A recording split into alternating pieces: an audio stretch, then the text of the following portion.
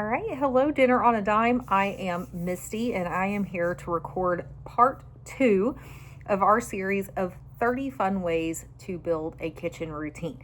So, if you haven't seen part 1, go back and watch that. That was all about getting us into the groove in the kitchen, okay? That was video 1, and video 2, today's, is going to be about building our kitchen superpowers, and then video 3 is going to be about leveling up and playing more in the kitchen, okay?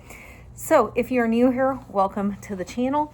If you are returning, thank you for coming back. Make sure to like the video, make sure to subscribe to the channel, ring the little notification bell. That way you will know as future content comes out. And I don't want you to miss parts of segment videos, right? Because there's value in each one of the segments, okay? So make sure to go back, again, watch Get in the Groove, and today we're gonna build our kitchen superpower. So we're gonna talk about kind of 10 tips that will help us build that kitchen superpower and develop our kitchen routine even further, okay? So the first one is set up power stations. So this one might be a little hard at first to get right, okay? You want to set up your kitchen where as you progress through your kitchen into different areas of the kitchen, it is set up to benefit you. It is set up to make you more productive, okay? I have had to play with this one several times. Where's the coffee pot gonna go? Okay, because it always seems like I've got it in the way. Where is the big KitchenAid mixer going where it's not in the way? The one that's bothering me right now is like the area where I have my can opener. There's just too much clutter over there, and so it's not a great spot for it. But I have mastered certain areas, like where the knives should be, okay, where the cutting board should be, where should the canisters be with baking supplies. Different stations around my kitchen in order to group things together in the way that I naturally use them, okay? So steak knives don't go where I'm cooking because we don't use steak knives when I'm cooking. That's where my big knives go. So I had to learn that maybe those things needed to be separated out, where steak knives are closer to dishes, where the knives I'm actually using for the tasks need to be in the drawer by the cooking station, right? Because my drawers are all small. I've got the craziest setup of a kitchen. Where should my normal kitchen utensils be? Where should my silverware drawer be?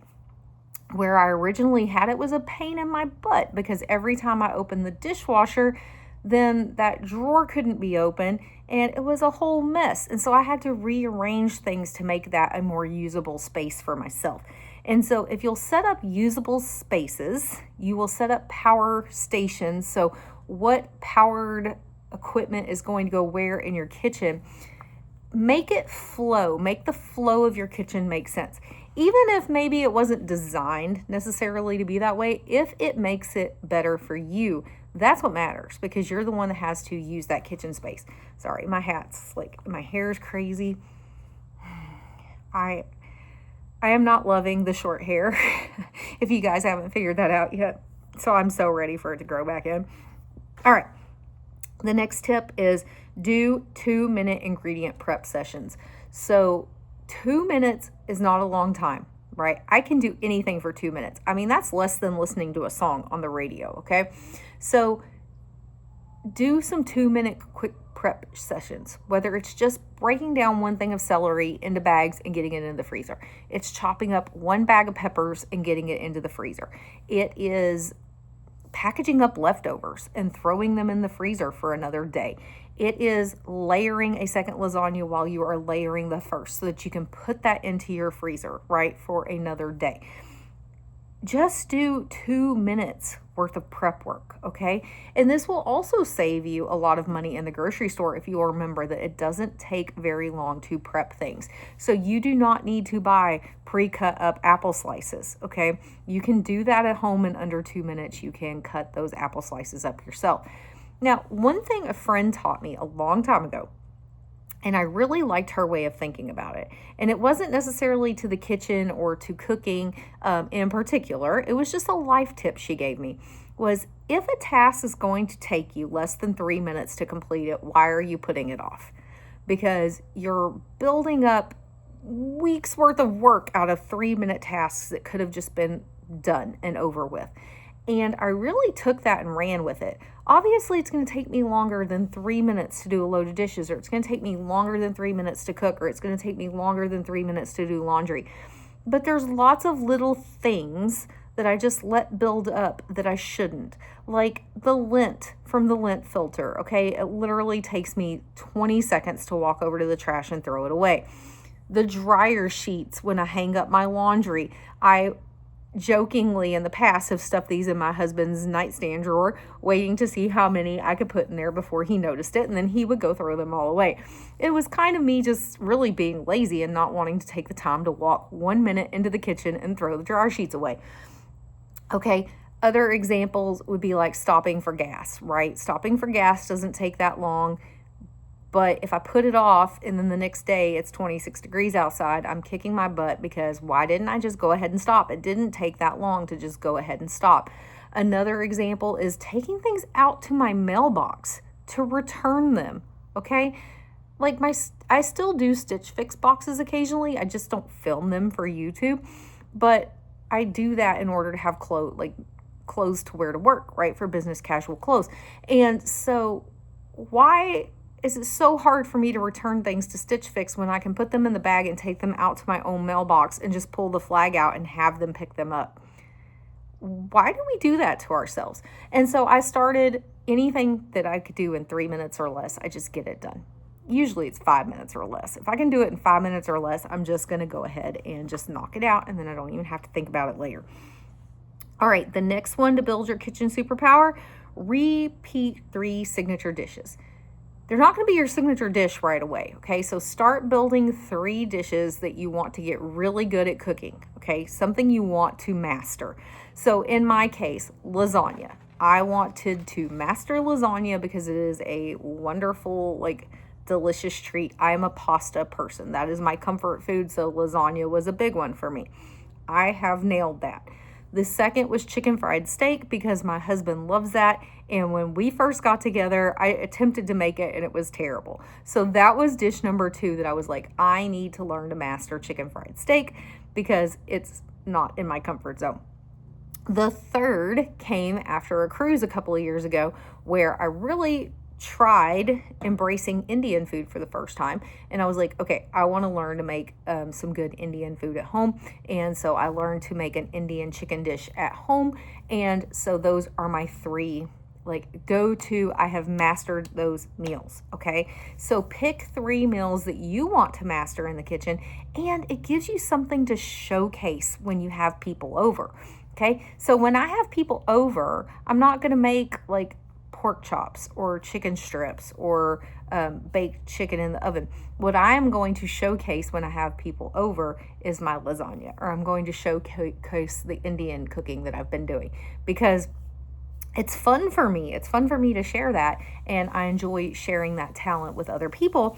And so having some signature dishes that I have repeated and perfected over time, that is a kitchen superpower because you will impress people with that skill.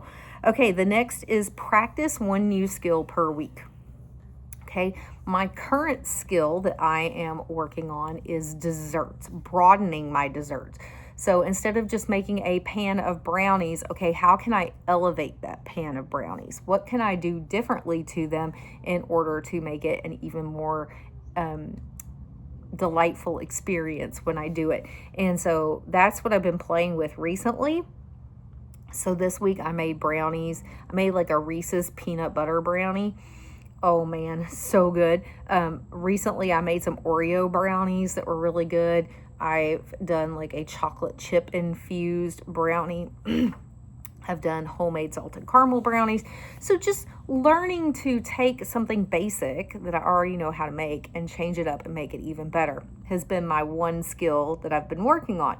Now, another skill that I worked on recently was the prep work, right? And getting it into the freezer. I mastered that one. I'm still carrying on with that one. Making my own instead of buying pre-made is a huge money saving thing for us. Okay, so that is a skill I've worked on. Another skill that I've worked on is organization, because that is a pitfall for me, is like pantry organization and stuff like that. And so I have worked on being more organized. So pick something each week related to your kitchen, or each month. Mine's kind of more of a monthly challenge, and then work on it for the entire month. Build that skill out across that month.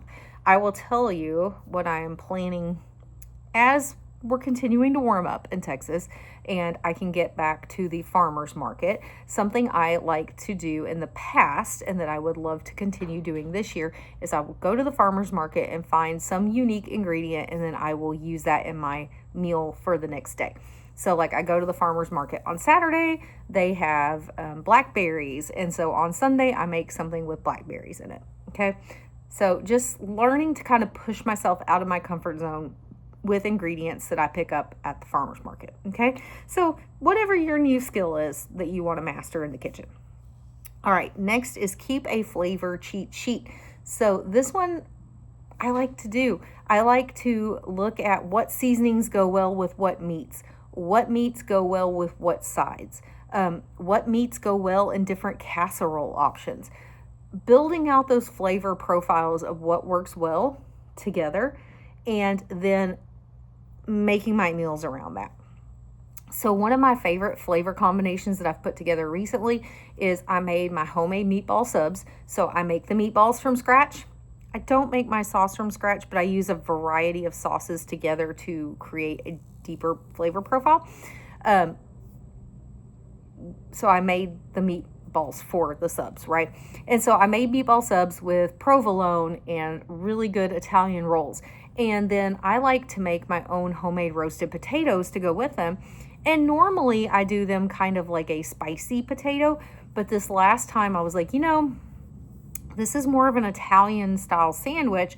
My potatoes should be more of an Italian style. And so I did like a salt, pepper, and garlic, herby type thing on my potatoes that was completely out of my comfort zone, but I just knew those flavors were going to work well together. And oh my gosh, just the smell alone in my kitchen, if I could bottle that up and sell it or make a candle out of it, I would make $1 trillion. It smelled so good. And the flavors were just, I'm not one to use the words flavor bomb, but it was a flavor bomb. It was so, so good. So get to know your flavor profiles, what plays well together, and then make sure you're incorporating those different flavors together. All right, next is taste as you go. You do not want to wait until food hits the plate and it's on the table to taste it and see if it tastes good. Okay, this is like the number one tip that a chef is going to give anyone who's learning to cook is taste it as you go, flavor it as you go. Don't try to wait until the end to pack in flavor into something. Do it as you're going, because it's going to build more flavor. It's going to build more depth of flavor. And see, I told you guys, there's never any noise out here until I come out here to record. And sure enough, it's been quiet all day. And now someone's got to mow. I don't say that to be mean or complain. I say it as a laugh, right? Because it just seems like that is what always happens when I try to record for you guys. And that's the one pitfall of recording outside. But taste as you go, right? Make sure your food tastes good. Don't serve food to people that you have not even tasted yourself, okay? The next one is build a pantry arsenal. Start small on this, okay? Like I said, build out a list of like 20 things that you know your family uses consistently and start your pantry there. I am an ingredient-based pantry household, but I have a huge pantry and there's a lot of ingredients to work with. But you don't want to start with like an overwhelming amount of things that you don't know how to use. I have built this pantry over time from items that I know how to use in meals. So start small. Start small with what you know how to use, then start incorporating a new ingredient here or there, start stocking that up as you're using it, build out your pantry over time. But one of the best tips I can give you is become an ingredient-based pantry household. Get the just complete processed junk out bring ingredients in where you're making more of the stuff yourself, because you're controlling what's going into it. You are controlling how healthy it is. You are controlling being able to take out things that you don't like to use and bring in things that you do like to use, and you're going to be way happier over time with the end result. Do I still have some processy junk food? Yes, we've talked about that. But I guarantee you 99% of my pantry is ingredient based to 1% junk, where in the past it was probably closer to like 80% processed junk to 20% ingredients, right? And so it's been a huge shift for us, but it's been a really good shift for us. All right, the next one is use timers and thermometers, okay? Don't forget to set your timer. Keep an eye on how long things have been cooking. This is a crock pot tip too, right? I love how recipes always say, what is it, like 6 to 8 hours on low or 4 to 6 hours on high. Wrong. My crock pot would just absolutely overcook everything if I followed those ingredient or those steps in a recipe. So if I am using a crock pot, you best believe I'm using a meat thermometer with it, and I'm keeping an eye on when I actually need to shut it off. When I cook in an oven, I use a meat thermometer. When I cook on the grill, I use a meat thermometer. That is not something I had done earlier in my cooking life as like a new wife or a new mom that I really wish I could go back and change, because we were eating a lot of dry meat, right? But invest in a meat thermometer. You won't regret that decision later. Invest in a good timer, okay? Invest in a mobile timer. You have a mobile timer built into your phone, but maybe it's too easy for you to get distracted thinking it's just one more notification on your phone. So I like to keep a mobile timer that I can carry into the living room with me. I can carry into my office with me. I can bring outside with me. I can take it to the shop if I want to go talk to my husband about something. And then I know when I need to be back in the house to check something, okay? The next one is organize your kitchen better. It kind of goes into those power stations we talked about in the beginning. But if something's not working for you, change it, okay? My cabinets don't work for me. My cabinets do not work for storing things like my Instapots, for storing things like little waffle makers, for storing things like my big heavy Dutch oven, my crock pot. My cabinets aren't built for those things. And so we made a decision a couple of years ago that we had room to build like a massive pantry into our laundry room, and then the smaller pantry in the kitchen could become things like open packaging, baking things, and then the bottom of it could be primarily used for those items like crock pots, Instapots, pizza ovens, not cast iron, Dutch ovens. Any of that sort of stuff that really doesn't work in my normal cabinets could then move into what used to be the pantry of the house. And so kind of look at your space. If it's not working for you, what can you change to make it work better, to make it more efficient for you? And I have by no means mastered this as of today. I am still working through moving stuff around, figuring out what works best for me, especially when it comes to counter space. I don't have a ton of counter space, and so trying to make it as efficient as possible. And right now it's not. Just to give you an example right now, because you don't see that part of my life, I was talking about earlier, right? Like where my can opener is just ridiculously not working. And that's because I have like 50 mason jars sitting there, 50 empty mason jars with rings from a project where I tried to can something and it didn't work out. And now they've all been washed out, but they're just sitting there because where am I going to store them? I don't have anywhere to store stuff like that. And so that is a to be determined what I'm going to do with those mason jars, because I just haven't got into canning. I have not got into it in a way I thought I would. So I've got to decide what I do with all those canning supplies. Do I get rid of them? Do I keep them? Where do they live? Because right now where they're living ain't working for my life, okay? And then lastly, the biggest tip for today is start and end with a clean working space. If you will clean as you go, if you will put dishes in the dishwasher as you go, if you will put items in the trash as you go, if you will immediately after dinner pack up leftovers and get it done, okay? So starting with a clean kitchen and ending with a clean kitchen is a superpower. Trust me, it is. Even if you don't think it is, because you don't dread going into the kitchen the next time because it's still dirty from the last time. You don't dread people coming over because they're going to see your 2 sinks of dishes that haven't been done. Okay? You don't dread cooking because every time you go to pull out a knife or a pot or a pan, it's still dirty from the last time you used it. You see what I'm saying here? Start with a clean workspace, end with a clean workspace. Clean as you go. You won't dread it that way, okay? And it just builds a routine, building kitchen routines, right, that works for you, okay? It doesn't work against you, it works for you. And I promise you, there is nothing worse than every time you go into the kitchen, you go to pull out, the skillet you need, and it's not there. Because you look over and it's still in the dish, or it's still in the sink from 4 nights ago. Or you go to use your knife, and like, especially my small knife, I don't know what it is. It seems like it's always dirty, okay? But had I just made the effort to clean it right away, then it would be ready for me the next time I used it, and then I wouldn't be frustrated, and I wouldn't be like, why is this always like this, okay? So that is the biggest superpower right there. Get into a kitchen routine where you start with a clean kitchen and you end with a clean kitchen. Okay, that's the biggest one from this video. All right, guys. Well, that's it for today. I will be back. We'll do part 3, which is going to be about leveling up and playing in the kitchen. That's going to be the fun stuff. So we figured out how to get started.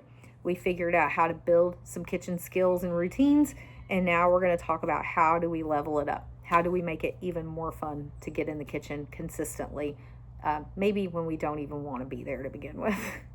I have days like that where I don't want to be there, but I'm always there. So I will see you guys in part 3 of this video. So again, make sure you have subscribed to the channel. Make sure you ring the notification bell. That way you'll be notified when part 3 hits the channel. See you then. Bye.